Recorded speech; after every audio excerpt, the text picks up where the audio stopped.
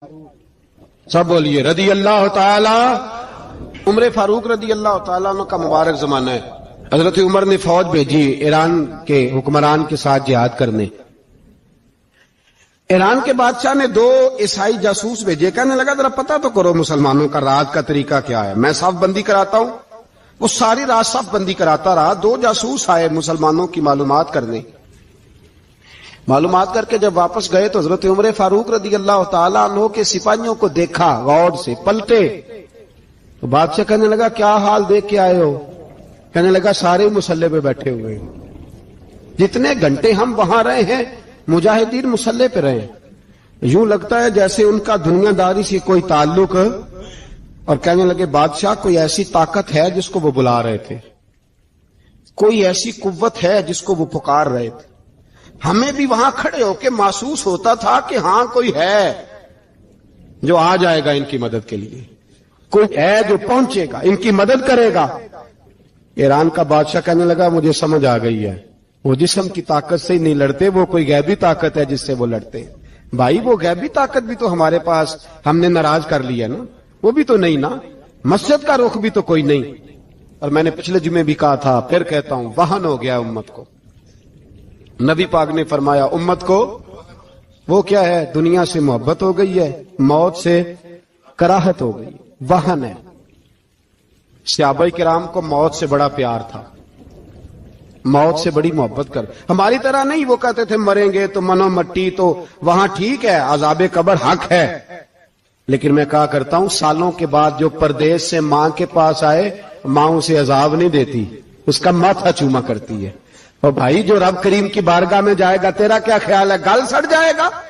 مدینے والے حبیب نے فرمایا قبر المومن روضۃ من ریاض الجنہ، فرمایا میرا مومن جب قبر میں جاتا ہے تو اللہ جنت کے سارے دروازے کھول دیتا ہے، وہ تو اللہ کی رحمت میں پہنچتا ہے۔ کون کہتا ہے مومن مر گئے، وہ تو قید سے چھوٹے اپنے گھر گئے۔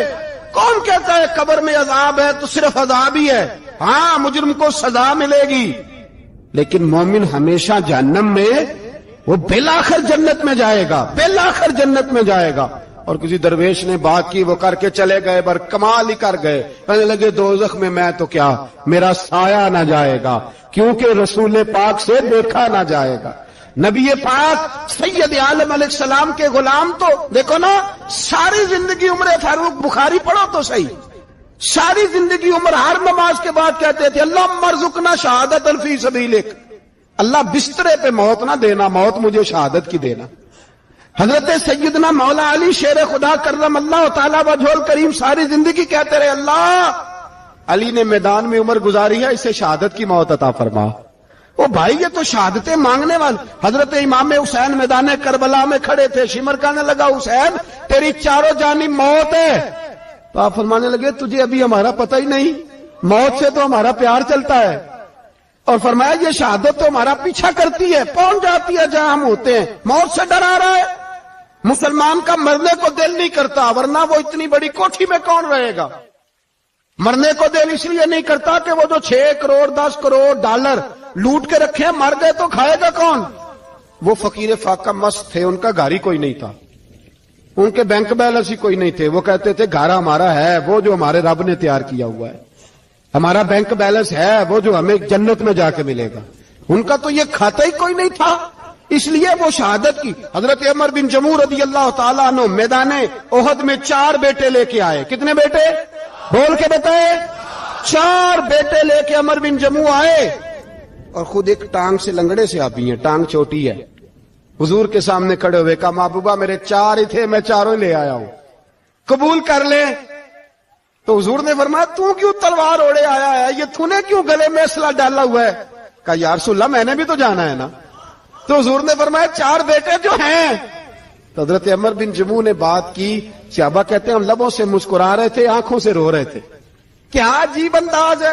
حضور نے فرمایا عمر 4 بیٹے جو آ گئے تو رہنے دے۔ حضرت عمر رو پڑے، کہنے لگے محبوبہ کیا لنگڑے جنت میں نہیں جائیں گے؟ کیا حضور میں لنگڑا ہوں تو میرے لیے جنت کوئی نہیں؟ میرے حبیب پاک سید عالم صلی اللہ علیہ وسلم نے فرمایا عمر تو ضرور جنت میں جائے گا۔ کہا محبوبہ پھر بچے بعد میں جائیں گے، میں پہلے میدان میں جاؤں گا۔ ایک بی بی 4 بیٹے لے کے آئی احد میں، کہا محبوبہ کل کمائی تھی میں لے آئی ہوں, میرے پاس کوئی اور شے ہوتی تو میں بچا کے نہ رکھتی, بیٹے دے کے نا حاضری لگوا کے تو واپس دروازے پہ لے گئی. تو حضرت سیدنا عبداللہ ابن عمر فرماتے ہیں بی بی بول رہی تھی تو میرا جذبہ جہاد بڑھ رہا تھا, اپنے بیٹے کو کہنے لگی میں تمہیں حضور کے پاس چھوڑ کے جا رہی ہوں, جب تم میدان میں گرو گے تو میں تمہیں دیکھنے آؤں گی, دیکھنا تمہاری پشت پہ کوئی زخم نظر نہ آئے, اتنے تیر کھانے ہوئے سینے پہ کھانا, اتنے تلواروں کے نیزوں کے زخم برداشت کرنے ہوئے یہاں کھانا, پشت پہ زخم نظر نہ آئے. حضرت عبداللہ ابن عمر فرماتے ہو بی بی کی گفتگو میرا جذبہ جہاد بڑھا رہی تھی. ایک بی بی 3 سال کا 4 سال کا بیٹا لیے رو رہی ہے, احد کا دن ہے, سہیلیاں پوچھتی ہیں تو کیوں روتی ہے؟ وہ کہتی ہے دیکھو میرا خاوند بھی بدر میں شہید ہو گیا, بھائی اور باپ بھی, دل کرتا ہے کوئی جوان بیٹا ہوتا تو آج مصطفیٰ کے ساتھ اسے ہی بھیج دیتی, کوئی جوان میرے پاس ہے ہی 3 سال کا تو کیا کروں, 3-4 سال کا بچہ کیا کرے گا, پتہ نہیں کیا دلیل آئی. اچانک اٹھی, بیٹے کو سینے سے لگایا, کپڑا ڈالا, مسجد نبوی پہنچ گئی. حضرت بلال کہتے ہیں مجھے ملی, کہنے لگی بلال مجھے پتہ ہے حضور تیاری کرا رہے ہیں جنگ کی, پر 2 منٹ اگر میری ملاقات ہو جائے. بلال حبشی کہنے لگے حضور ایک بی بی ضد کر رہی ہے. حضور باہر آئے, کہنے لگی حضور میں فلاں کی بیٹی, فلاں کی بہن, فلاں کی بیوہ ہوں, میں نے بدر میں 3 شہید دیے ہیں, اب میرے پاس یہ 3 سال کا لال ہی بچا ہے, بڑا فخر ہے میرا, لوگ مجھے شہید کی بیوہ, شہید کی بیٹی, شہید کی بہن کرتے, دل کرتا ہے شہید کی اماں بھی کہیں جاؤں تو میرا بیٹا لے لیں. سیدنا بلال کہتے ہیں حضور مسکرائے, کہنے لگے یہ 3 سال کا نونہال کیا کرے گا؟ کہتے ہیں اماں کا عجیب جذبہ ہے. کہنے لگی محبوبہ سنا ہے اسلحہ بھی تھوڑا ہی ہے, ڈھالیں زیادہ کوئی نہیں, میرا بیٹا ساتھ رکھ لیں, جب آپ کی طرف کوئی تیر آیا نا تو میرا بیٹا ڈھال کے اس کو ڈھال بنا کے آگے کر دینا. محبوبہ ڈھال تو بانی سکتا ہے نا. حضرت بلال فرماتے ہیں مصطفیٰ کریم نے فرمایا جا میں نے قبول کیا, قیامت کے دن بیٹا گھر لے جا, جب تیرا نام پکارا جائے گا تو شہید کی اماں کہہ کے ہی پکارا جائے گا, جا تو گھر لے جا. کہتے ہیں چلتے چلتے ایک غریبنی اور آ گئی, اتنی سی اٹی بان کی, اتنی سی. بلال حضور سے ملاقات ہو جائے گی. نبی پاک آ گئے, کہا محبوبہ یہ غلبہ اسلام میں میرا بھی حصہ ڈال لیں. حضور نے فرمایا یہ کیا ہے؟ کہنے لگے حضور خامن فوت ہو گیا, اولاد اللہ نے بے نیازی سے دی نہیں, سویرے چرخہ کاٹ کے رزق حلال کھاتی ہوں, میرے پاس نا یہ اتنا سا بان ہے, ایک گھوڑے کی لگام بن جائے گی. محبوبہ حصہ تو ڈال جائے گا نا دین کے لیے, میری قبولیت ہو جائے گی. میرے حبیب نے ہاتھ اٹھائے اور دعا مانگی, کہے اللہ جتنا تو میدان کے مجاہدوں کو اجر عطا فرمائے اتنا اس غریبنی کو بھی عطا فرمانا. حضرت عمر فاروق رضی اللہ تعالیٰ عنہ رات کا وقت چہرے پہ نقاب ڈال کے گلی میں گھوم رہے تھے. میں بھی گلی میں نکلتا ہوں, آپ بھی نکلتے ہیں, لیکن مقصود یہ ہے کہ ذرا پتہ کریں باہر کی ہوا کیسی ہے. مقصود یہ ہے کہ پتہ کریں کہ آج برگر کس دکان کا اچھا ہے, معلومات کریں کہ محلے کی سیاست کس رخ جا رہی ہے. وہ بھی نکلتے تھے, لیکن مقصود یہ نہیں تھا. مقصد سمجھ گئے تھے نا, وہ اس لیے نکلتے تھے کہ پتہ کروں کوئی دکھی تو نہیں, کوئی تکلیف میں تو نہیں, کوئی آزمائش میں تو نہیں. دیکھیں نا کام وہی ہے, میں بھی کرتا ہوں, آپ بھی کرتے ہیں, ساری دنیا کرتی, لیکن وہ ایکم احسن عملا, کردار کس کا ستھرا ہے, ذہن کس کا اونچا ہے, ذوق کس کا بڑا ہے. زندگی وہ بھی بتا گئے, ہم بھی گزار رہے ہیں, لیکن وہی کمزور باتیں اور وہی روایتی گفتگو اور وہی لب و لہجہ اور وہی دنیا داری کے مخصوص سی ہماری گفتگو, فلاں کیا کر رہا ہے, کہاں پہنچ گیا. اگر پیسے کسی نے نہیں کمائے تو کہاں نکھٹو ہے تب نہیں کمائے, اور اگر زیادہ کما لیا تو کہنے لگے 1 نمبر طریقے سے تو نہیں کمائے جا سکتے, یہ کوئی غلط رستہ بڑی گفتگو ہے بس, نشستن گفتن برخاستن. تو اعلیٰ کام اعلیٰ کردار ان لوگوں, حضرت عمر گزر رہے تھے تو غلام ساتھ تھا. ایک شخص کو دیکھا کہ مدینے کے باہر خیمہ لگایا ہوا ہے, بھئی خیریت ہے, یہاں خیمہ کو لگایا؟ کہنے لگا امیر المومنین سے ملنے آیا ہوں, رات ہو گئی تھی تو سوچا یہیں قیام کر لیتا ہوں, صبح ان سے ملوں گا. تو فرمایا اندر کسی کے درد سے کراہنے کی آواز آتی ہے, کہنے لگا میری بیوی ہے اور بچے کی ولادت کا وقت آ گیا، تکلیف میں۔ حضرت عمر دوڑے گھر گئے، اپنی اہلیہ سے کہنے لگے نیکی کمانے کا ارادہ ہے؟ اس نے کہا ہے۔ مقصد سمجھ گئے تھے نا وہ لوگ، بالکل ہے۔ فرمایا جو ضرورت کی چیزیں ولادت کے وقت ہوتی ہیں لے لے، کچھ گھی لے لیا، کچھ چنے لے لیے، کچھ ضرورت کی چیزیں لے لی، خاتون کو ساتھ لیا۔ یہ خاتون اول کی بات کر رہا ہوں میں خاتون اول کی بات کر رہا ہوں۔ حضرت فاروق اعظم رضی اللہ تعالیٰ عنہ امیر المومنین ہے۔ حضرت عمر نے اپنی اہلیہ کو ساتھ لیا، جہاں وہ شخص تھا وہاں آئے، اہلیہ نے حضرت عمر کے ذمے کام لگایا، آگ جلا لیں، یہ تیل لے لیں، فلاں فلاں چیز گھی میں ڈال لیں، بنانی شروع کر دیں۔ فاروق اعظم نے ہاتھ کے اندر پکڑا ہوا برتن، چمچا، ڈوئی بھی آخ لی دے، پنجابی ہے نا ہم، تو وہ کام کر رہے ہیں، چلا رہے ہیں، آگ جلا رہے ہیں، خاتون اندر ڈیوٹی کر رہی۔ تو وہ شخص جو تھا نا جس کی بیوی تھی، وہ کہتا میں 2-3 دفعہ کا غلام ادھر آ، فلانی چیز بتا۔ میرے ذہن میں یہ تھا کہ امیر المومنین نے کو بندہ کھڑا کیا آنے جانے والے مسافروں کا خیال کرے۔ میرے ذہن 2-4 دفعہ میں نے اپنے لفظوں میں بات بھی کہہ دی، لیکن جب اندر میرے بچے کی ولادت ہوئی تو اندر سے میری بیوی بولی اور حضرت عمر کی اہلیہ بولی اور بول کے کہنے لگی امیر المومنین مبارک ہو، آپ کے دوست کو رب نے بیٹا دیا ہے۔ وہ شخص کہتا ہے میں باہر کھڑا تھا، وجود تڑپ گیا، آنکھیں برس پڑی، کبھی نہیں رویا تھا پر کیفیت عجیب بن گئی، کوئی تقریر نہیں سنائی، کوئی اعلیٰ شعر نہیں انہوں نے پڑھا، میں نے جوں لے کر ان کے سر سے پاؤں تک دیکھا، میں نے کہا یہ وہی شخص ہے جس کا نام لے تو کیسر و کسرا کانپ جاتے ہیں، یہ وہی شخص ہے۔ میں نے جمعے میں کہا تھا کہ روب کپڑوں کا نہیں ہوتا، روب تو دیانتداری کا ہوتا ہے۔ ہاں بڑا مال کما کے لوگوں نے بنائی ہوتی ہے کار کوٹھی، تو بندے کھڑے ہو کے کہہ دیتے ہیں 2 نمبر طریقے سے آیا ہے، اور 13ویں-14ویں گریڈ کا ملازم ہو تو اس کے سامنے بہت بڑا افسر ڈر رہا ہوتا ہے یار بندہ دیانتدار ہے، یہ رشوت نہیں لیتا، سفارش نہیں مانتا، یہ میرٹ پہ کام کرتا ہے۔ تو روب تو آپ کی دیانتداری کا ہے، آپ کی سچائی کا ہے۔ اپنی زندگی میں جو لوگ مقصد سمجھ گئے، مقاصد پا گئے، کچھ کر گئے، ہم ذرا الجھ گئے ہیں۔ پہلے اتنا شاندار مکان بناتے ہیں، پھر مرنے کو کس کا دل چاہے؟ اتنی محنت کر کے جو ہے وہ کوٹھی بنائی ہے تو اب چھوڑ کے کون جائے؟ وہ تیار بیٹھے تھے، انہیں نبی کریم نے کہا تھا کن فی الدنیا کانک غریب او عابر السبیل، تم نے مسافروں کی طرح رہنا ہے۔ او میرے بھائی، کبھی دیکھا ہے ایئرپورٹ پہ مسافر لڑتا ہو کہ میں نے یہ جگہ خریدنی ہے؟ اسے پتہ ہے کہ ابھی فلائٹ آنی ہے، میں نے تو چلے جانا ہے۔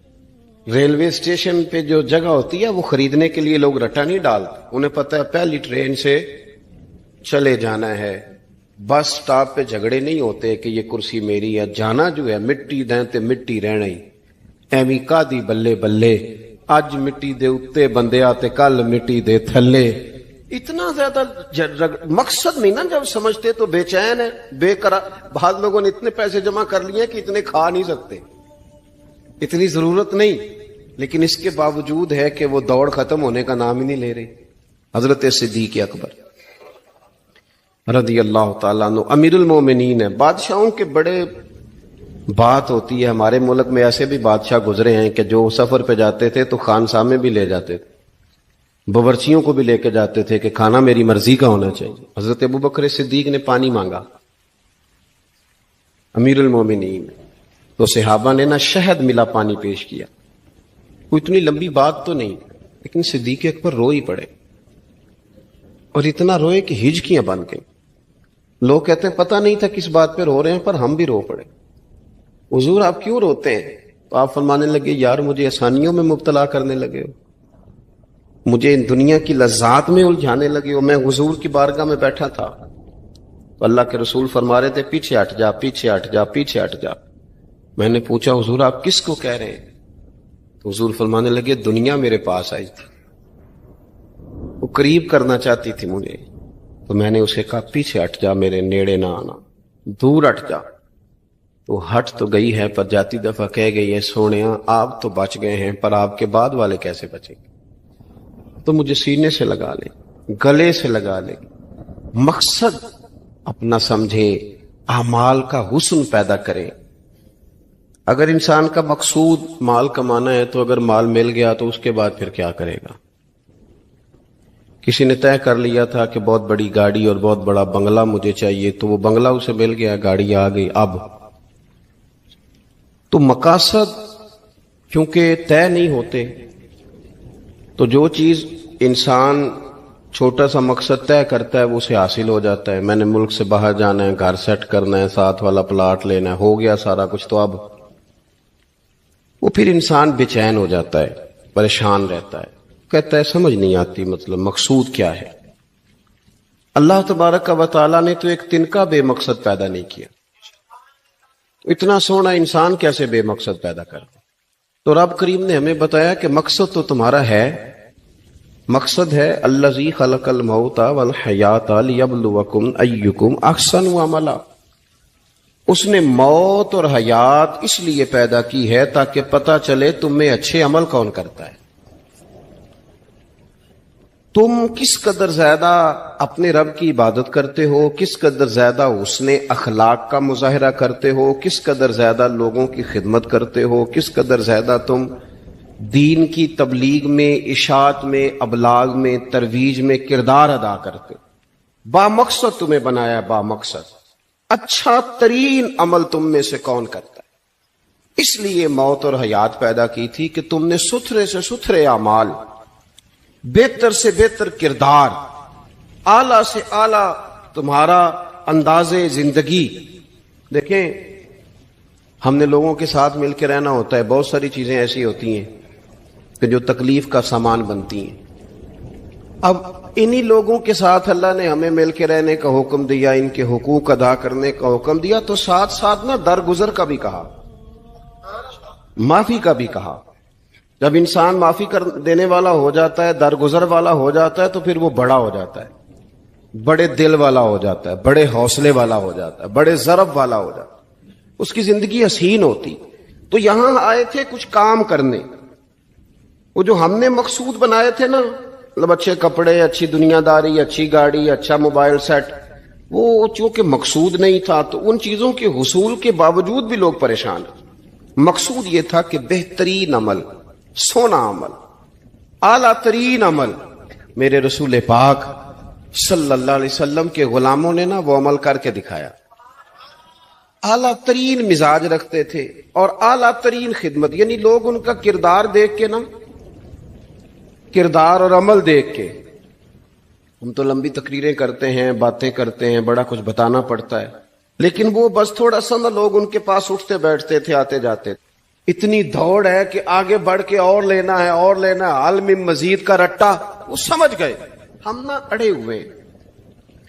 بہت سارے لوگ ایسے ہیں جنہیں صحیح بات کا پتہ چل گیا ہے، وہ فیصلہ کرنے میں دیر کر رہے ہیں، انہیں سمجھ آ گئی ہے کہ بہتر یہی ہے کہ میں وقت پہ مسجد آیا کروں، انہیں سمجھ آ گئی ہے بہتر یہ ہے کہ سویرے اٹھ کے نا واٹس ایپ بعد میں دیکھوں، پہلے قرآن پاک کی زیارت کر لیا کروں۔ سمجھ انہیں ہے، سمجھ ہے کہ باتیں زیادہ کرنے سے بہتر ہے درود و سلام زیادہ پڑھا جائے، پتہ انہیں ہے، وہ فیصلہ ہی نہیں کر رہے، ارادہ نہیں بنا رہے، توجہ نہیں کر رہے۔ جب بہت زیادہ بندہ دنیا داری میں الجھ جاتا ہے نا، بہت زیادہ،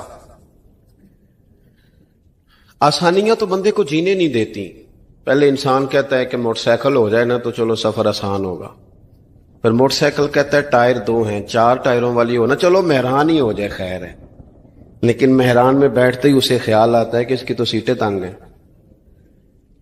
پھر اس سے بڑی گاڑی چاہیے۔ یہ روز دوڑ ہے، بانج فقیروں کسے نہیں ماریا، اے ہوئی چور اندر دا، یہ دوڑ ہے، یہ ختم۔ حضرت ابوبکر صدیق رضی اللہ تعالیٰ عنہ امیر تھے، ہمیں تو نا جی ایک سے ایک کھانا، اور آج یہ نہیں کھانا، آج میری مرضی کا کھانا، یہ میری مرضی کا، یہ میرے بچے کی مرضی کا، یہ فلانے کی مرضی کا، وہ خواہشات کا انبار، اور نفس بچے کی طرح ہوتا ہے، خواہش پوری کرو تو فوراً ہی دوسری بھی بتا دیتا ہے، دوسری پوری کرو تو تیسری کی بھی خبر دے دیتا ہے۔ ہم نا چونکہ الجھ جاتے ہیں، پھر وہ الجھاؤ ہمیں باہر نہیں نکلنے دیتا۔ اگر تھوڑا تھوڑا کر کے، میرا مطلب یہ ہے کہ زندہ رہنے کے لیے روٹی کھانی ہے نا، مثلا روٹی کا لطف کتنی دیر ہوتا ہے، جتنی دیر منہ میں چباتے ہیں، اس کے بعد ختم۔ تو کپڑا تو پہننا تھا بدن چھپانے کے لیے، اس میں وہ کدھر سے آ گئی ساری کہانیاں جو آج بن گئی. اور اتنے میں نے عجیب و غریب نظام دیکھا ہے کہ نوجوان ہے، اچھا بھلا سیانا آدمی، کپڑے اس نے تازے سلوائے ہیں اور 99 لوگوں نے کہا ہے صحیح لگ رہا ہے، تو صرف ایک نے کہا نہیں ٹھیک لگ رہا. وہ پریشان ہو جاتا ہے، کہتے بھی اس کا کچھ کروں. کیوں؟ اس لیے کہ یہی سارا مقصود سمجھ لیا ہے، کپڑے پہننا، اسی میں الجھ جانا. میں اکثر دوستوں سے کہتا ہوں، میں خود کسی دوسرے کی بات نہیں کرتا، بہت زیادہ عمر نہیں میری، میں خود جایا کرتا تھا. شادی کوئی آ گئی تو 2-3 دن پہلے ابا جی کہتے تھے پرانے جوتے کچھ گنڈوا لا، کچھ پالش کرا لا، توڑے میں ڈال کے جانا موچی کے پاس، اس نے کچھ سیٹ کر دینے. اب کہاں رہ گیا جی یہ کام؟ چھٹی نہیں ہو گئی. اب کون سا ایسا سلسلہ ہے؟ وہ جو کہیں سے کپڑا تھوڑا پھٹ جاتا تھا نا تو اماں اس کو اس طرح پیوند کراتی تھی کہ ڈیزائن بھی بن جاتا تھا اور کام بھی چل جاتا. کدھر گیا وہ دور؟ لیکن تکلیف دیکھ لیں آج پہلے سے زیادہ ہے، لڑائی پہلے سے زیادہ ہے، آزمائش پہلے سے زیادہ ہے. کیوں؟ جتنی بھی خواہشات آپ بڑھاتے جائیں گے نا مقصد فوت ہوتا جائے گا. جتنی بھی مقصود سفر کرنا ہے، گاڑی دکھانا تو مقصود نہیں نا، لیکن ہمیں وہ والی گاڑی چاہیے کہ لوگ ایک دفعہ انگلی منہ میں ڈالیں کہ وہ خو اس گاڑی پہ بیٹھا ہوا ہے. ہم مقصد سے پیچھے ہٹیں گے جب پھر تکلیف میں آئیں گے، پھر آزمائش. زندگی میں ہم نے جو چیزیں مینج کی ہیں وہ ساری دوسروں کے لیے ہیں، ہمارے لیے کوئی شے بھی نہیں. ولیمے پہ گئے تاکہ برادری راضی ہو جائے، تعزیت کے لیے گئے تاکہ محلہ راضی ہو جائے، فلانا کام کیا تاکہ لوگ جو ہیں وہ میرے حق میں ہو جائیں. ساری زندگی دوسروں کے لیے جی کے گزار دی، اور آپ نے 99 نیکیاں کی، ایک خامی آئی تو لوگ تو وہ تھے جو پھر بگڑ گئے. بہتر نہیں بندہ رب کو ہی راضی کرے. واللہ ورسولہ احق ان یرضوہ، اللہ اور اس کے رسول کا زیادہ حق ہے کہ انہیں راضی کیا جائے، ان کا زیادہ حق. اپنی زندگی میں معاملات کو ترتیب دیں، ایک مخصوص ذہن بنائیں. اتنا سویرے قرآن شریف پڑھنا ہے، اتنا درود پاک، اور یہ راز ہو ہمارا اور ہمارے رب کا، یہ راز ہو. اتنی دیر مصلی پہ بیٹھنا ہے. میرے ایک دوست ہیں ڈاکٹر صاحب، میں بیٹھا تھا تو وہ ایک شخص کو کہہ رہے تھے تیرے دل میں کچھ باتیں ہیں نکال دے تاکہ تیری ٹینشن ریلیز ہو جائے، تیری صحت ٹھیک ہو جائے گی. تو بندہ کہہ رہا تھا اچھا ٹھیک ہے ڈاکٹر صاحب. تو میں نے کہا کہ اگر آپ اجازت دیں تو ایک بات میں بھی کر لوں. نے کہا آپ بھی کر لیں. تو میں نے کہا ڈاکٹر صاحب کچھ دکھ بڑے ذاتی اور نجی ہوتے ہیں، بندہ کسی کے سامنے کہہ ہی نہیں سکتا، بڑے ذاتی قسم کے ہوتے ہیں. وہ آپ کسی کے سامنے جتنا مرضی کوئی قریبی ہو، وہ بندے کی اپنی اندر کی کچھ ایسی تکلیفیں ہوتی ہیں اندر کی. آزم گنڈاں دے وچ گنڈاں 10 کیڑی کھولا، بڑے مسئلے ہوتے ہیں، آپ کیسے بیان کر سکتے ہیں؟ سوال ہی نہیں پیدا ہوتا. تو کہنے لگا پیر صاحب حال تو ہوگا نا. میں نے کہا بالکل ہے. ہمیں ہمارے دین نے دعا سکھائی ہے، جو کسی سے نہیں کہہ سکتے وہ اپنے رب سے کہہ دو. اللہ کے حضور عرض کر دو، کشکول طلب دراز کر کے کہہ دو مالک یہاں پریشان ہوں. وہ بڑا کریم ہے، عطا بھی کرے گا اور پردہ پوشی بھی فرمائے گا. اپنے اللہ کے ساتھ اپنا تعلق مضبوط کریں. اپنی زندگی میں حسن اعمال کا پیدا کریں، اعمال کا، کہانیوں کا نہیں، باتوں کا نہیں، تصویروں کا نہیں، نئی سے نئی پکچر کا نہیں، اعمال کا. اور خوبصورت ترین طریقہ ہو. دیکھیں نا مشکل سے بھی تو نماز پڑھنی ہے نا. سویرے ابا بڑے غصے میں تھے تو پھر مجھے اٹھنا ہی پڑا، تو اس طرح بھی تو پڑھنی ہے. تو اگر بندہ ذوق سے اٹھے اور ذرا سونا کر کے وضو کرے اور ذرا صحیح کر کے مصلی بچھائے اور سجدہ کرے تو ذرا ذوق سے کرے. مجھے سوز دے، مجھے ساز دے، مجھے نیم شب کا نیاز دے، دم سجدہ خود کو میں توڑ دوں، مجھے ایسا ذوق نماز دے. اس ذوق کے ساتھ آگے بڑھے. مقاصد جب بندہ سمجھ جاتا ہے نا، مقاصد، پھر اس کے لیے آسانی ہوتی ہے. میں نے عرض کیا تھا زیادہ باتیں نہیں کرنی، مقصود تو ایک پیغام دینا ہے. اب ہم نے جانے والوں کے لیے کیا کرنا ہے؟ ایک تو یہ کہ اپنا مقصد ٹھیک کرنا ہے کہ جو رخصت ہو گئے اپنے بزرگوں کو نا یاد رکھیں. اصل کام ہے ان کو کھول کے بتائیے. سال کے بعد ختم، بڑی اچھی بات ہے. سسماہی، ششماہی، سیماہی سب ٹھیک ہے، ان کو یاد رکھیں. حضور نہ یاد رکھتے تھے، اپنی والدہ کا ذکر کرتے، اپنے والد کی بات کرتے، اپنے دادا کا ذکر کرتے. اپنے جانے سیدہ خدیجہ الکبریٰ رضی اللہ تعالیٰ عنہ وصال کر گئیں تو حضرت عائشہ کہتی ہیں حضور اکثر گھر میں ان کا ذکر کرتے. اپنے بزرگوں کو یاد رکھیں، ان کا ذکر کریں. ان کو نا والد کے لیے نا والد ہونا شرط ہے، پی ایچ ڈی ہونا شرط نہیں. والد کے لیے والد ہونا شرط ہے، مفتی ہونا شرط. والد ان پڑھ بھی ہو تو بچے کو سمجھانے کا سلیقہ سے اللہ اسے عطا کاری دیتا ہے. ماں بالکل ان پڑھ بھی ہو تو بچوں کو سمجھانے کا طریقہ اللہ اسے ان سے سیکھیں. میرے والدہ اور والدہ دونوں اپنا نام نہیں لکھ سکتے تھے، تو میں اپنے دوستوں سے کہتا ہوں مجھے کبھی موقع ملے تو میں کئی جلدوں میں کتاب لکھ سکتا ہوں اپنے ماں باپ. اس لیے کہ وہ جو ہمیں سکھا گئے، جو بتا گئے، وہ انہی کا خاصہ تھا. تو اپنے ایک تو جانے والوں کو یاد رکھیں، دوسرا ان کے لیے دعا کریں تو درد سے کریں، سونی کر کے کریں، صحیح کر کے کریں، اکیلے بیٹھ کے کریں. دعا کا سب سے زیادہ تعلق آپ کے دل کی آواز کے ساتھ ہوتا ہے. اور جس طرز میں حضور نے ہمیں حدیث سکھائی ہے نا، اس رنگ میں کبھی آپ حدیث کو سیکھیں، سمجھے نا. حضور فرماتے ہیں جس طرح دریا میں ڈوبنے والا سہارا تلاش کرتا، دریا میں اسے کتنی کو جلدی ہوتی ہے، غوطے لگ رہے ہوتے ہیں. وہ اس طرح کا نہیں ہوتا کہ میں عصر کی نماز کے بعد پھر آؤں گا تجھے نکالنے، اس طرح تو نہیں نہ ہوتا. دریا میں ڈوبنے والا جس طرح کشتی سہارا تلاش کرتا ہے، حضور فرماتے ہیں اس طرح قبر میں جانے والا دعاؤں کا انتظار کرتا ہے. آپ نے دیر کر دی دعا مانگنے میں، ختم دلانے میں دیر کر دی. خود صبح و شام ہمہ وقت دعا. ابھی آپ آیتیں سن رہے تھے سورہ ابراہیم کی، اللہ نے نماز میں رکھ دی، ربنا اغفر لی ولی وللمؤمنین یوم یقوم الحساب. ایک تو انہیں یاد رکھیں، خوب دعا کریں. اور دوسرا کوشش کریں کہ وہ جو نیکیاں کرتے تھے وہ نیکیاں بھی جاری رہیں. جن لوگوں سے ان کا اچھا تعلق تھا وہ تعلق بھی قائم رہے. یہ بھی کوشش کریں کہ ان کے لیے صدقات و خیرات کریں، اور قیمتی صدقہ دے. قیمتی، میں بات ختم کرنے لگا ہوں بس. قیمتی صدقہ دے، قیمتی. 15 تولے سونا گھر میں پڑا ہوتا ہے، قیمتی ہوتا ہے نا. کبھی کسی نے چوک میں بتایا کہ آج 15 تولے سونا میرے گھر میں پڑا ہے؟ بولو نا، لگتا ہے تو 10 چھڑنا ہے. اگر گھر میں 50 لاکھ روپے کیش پڑا ہو تو چوک میں گلی میں آ کے آپ بات کریں کہ گھر میں پیسے پڑے ہیں؟ کیوں؟ کہ وہ قیمتی ہیں، کوئی لے نہ لے. تو یہ جو 5000 مسجد دیکھ کے سارے محلے کو بتاتے ہو، یہ بھی صدقہ تھا، یہ بڑا قیمتی چیز تھی. یہ بتانے والا نہیں تھا، یہ تو نیکی تو قیمتی تھی. قیمتی چیز جو ہوتی ہے وہ تو چھپائی جاتی ہے کہ بتائی جاتی ہے. یہ جو بیٹیاں ہیں نا اسلام کی، مائیں بہنیں، یہ قیمتی ہیں. اس لیے اسلام انہیں کہتا ہے تم گلیوں اور چوکوں میں آنے والی نہیں، قیمتی چیزیں گھر کے اندر رہا کرتی ہیں. تم قیمتی چیزیں ہو، تمہارا وجود قیمتی ہے. تم کبھی ماں ہو، کبھی بیٹی ہو، کبھی بہن ہو، کبھی بیوی ہو، قیمتی ہو. اس لیے تمہیں اسلام کہتا ہے کہ گھر کے اندر رہو گی تو تمہاری قیمت رہے گی. کچھ چیزیں ایسی ہیں جو چوکوں میں گلیوں میں پھیل جائے تو ان کی قیمت نہیں رہتی. اس لیے تمہیں کہا جاتا ہے کہ گھر میں رہو. یہ جو تمہیں چوکوں میں لاتے ہیں یہ تمہیں بے وقت کرنا چاہتے ہیں، بے قیمت کرنا چاہتے ہیں.